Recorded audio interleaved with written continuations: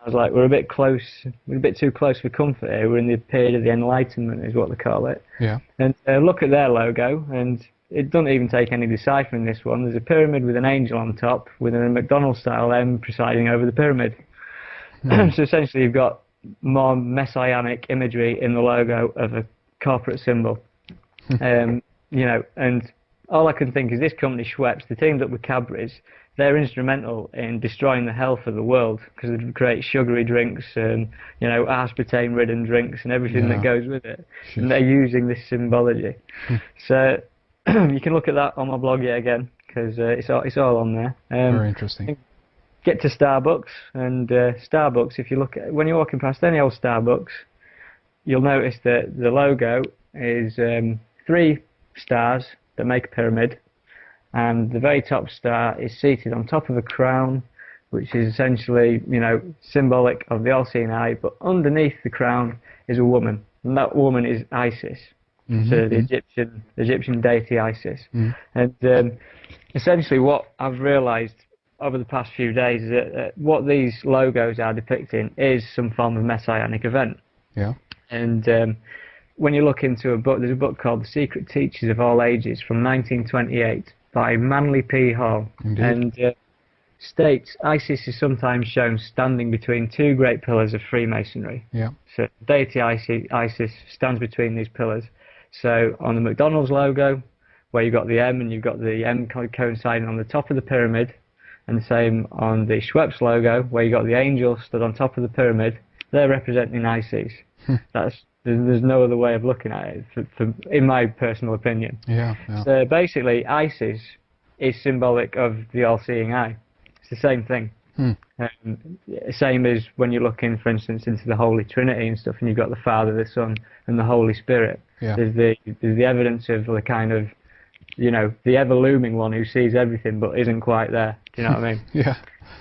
So anyhow, this stuff, this occult symbolism, it works on a dual level. You know, like optical illusions, for instance, you can now look at a picture and do you see the old woman or do you see the young woman? Yeah. It's got the duality, same as everything else when it comes down to religion. Yeah. Most people are attuned to see one thing, but it actually means another thing as well. But it depends which version you want to go with.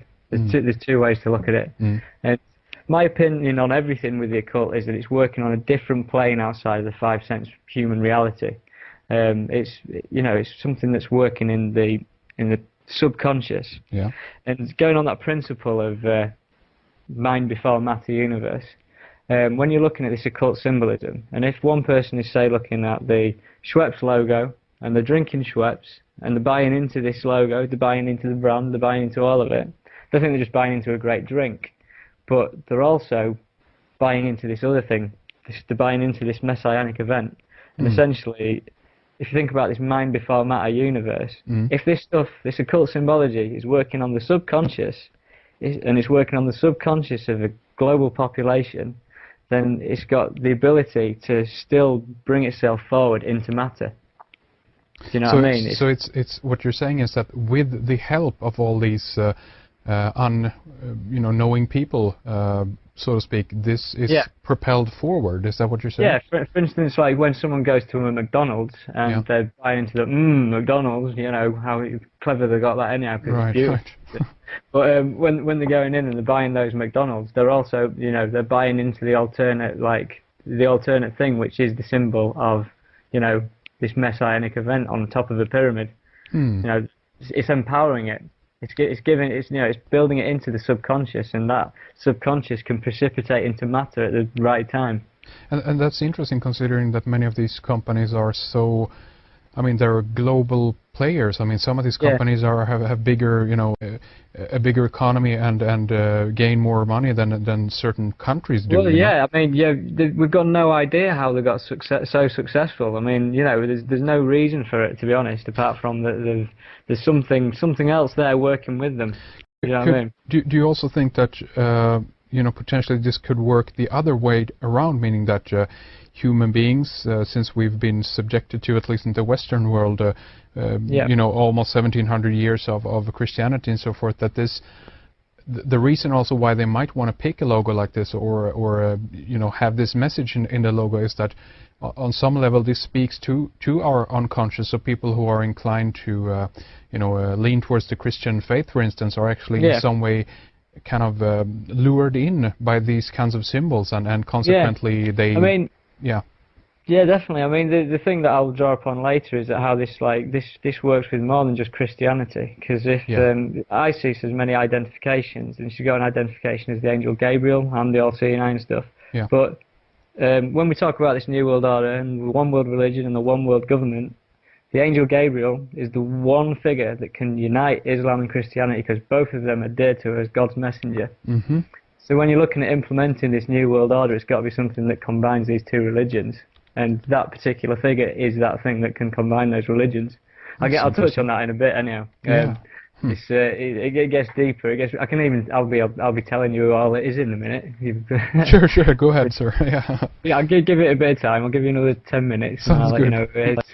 But anyhow, moving back to the Olympics logo and the Zion logo and the 2012 and stuff. Basically, there's a little bit of research. There's stuff on the net about this as well. The company who created that logo was a company called Wolf Ollins. It's a brand agency. And this brand agency was set up by a chap called Wally Ollins, and this man was responsible for branding corporate Europe. So basically, GE Capital, all these logos that have kind of, sunk into the subconscious of sorts, these are all created by this man called Wally Ollins, who created the 2012 logo as well. And it turns out his dad was a Freemason. Nice. So the chances are that, there's an interview online where he references his dad trying to get him to be a Freemason. He never actually says whether he is or not, but the chances are it's in the family. And, there's these messages in the logos that this man's produced. It's a Freemasonic branding, company for corporate Europe. Yeah, wow. Essentially. Really interesting. Sorry, yes, I wanted the name there again. Wally Ollins, is that right? Wally Ollins. Right, yeah. Thank you. Okay. Wallyollins. Perfect, thank you. Right, and so at this point, you've got this connection to Freemasonry with the logo and stuff, and it moves much higher than Freemasonry. That's just like the outside protection for this stuff. I basically loaded up, Google Earth. Wanted to have a look at the London site from the air. I wanted to see, what it is that's so special about this place. And it just so happened that the particular site in Stratford was the only last bit of wasteland that was that was left vacant in London. It was the one last place that they could do things for something like the Olympics. So it's quite lucky that they had it in the first place. And what I noticed was I started looking at the actual street plan of this place. And to go through it, you've got a number of roads that circle the site. And the first road is a road called the Eastern Cross Route. The East Cross Route, which is a reference to the Eastern Cross. The Eastern Cross is an Orthodox cross, and it's a modified version of the Patriarchal cross. It's got two smaller cross beams across the side. The next road down, you've got Carpenter's Road, which encircles the site. Carpenter, who was a carpenter? Oh, good old Joseph. Yeah, he was a carpenter, wasn't he? Yeah. Next road down, you've got a road called the Great Eastern Road. And obviously when you refer to something as the Great Eastern, it's obviously like the Great Eastern Star.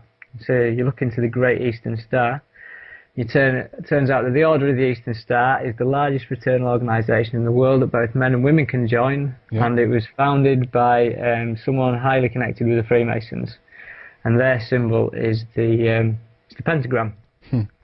So this is the next road down. Yeah. Moving on around the Olympic site.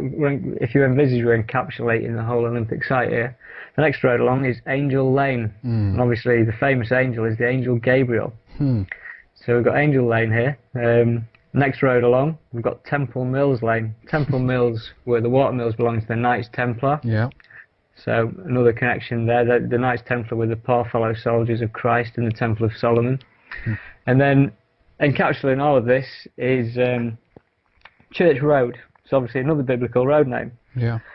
So all the way around the Olympics 2012 site, which you could call Zion if you go with the logo, is biblical road names surrounding the whole site. There's not one road name that's not biblical. So you start looking at that and you think, what the hell is going on? Because this site was supposedly a fluke that they found this, and you know what we're looking at is something that is clearly quite well planned. So if you move into, for instance, there's one road here that's called is the East Cross route is called the A12.